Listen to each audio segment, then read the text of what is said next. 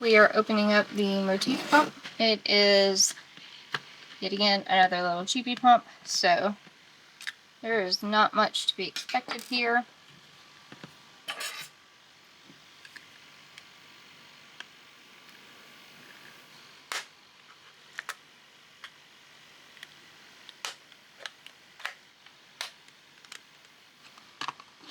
There you go.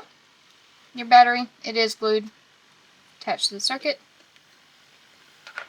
Runs over here. Of course, the circuit is for your buttons.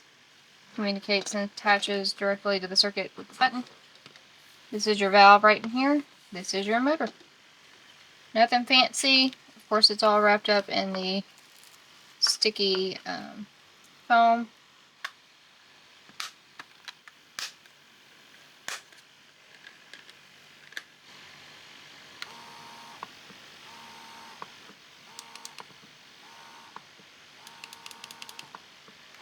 And there you have it.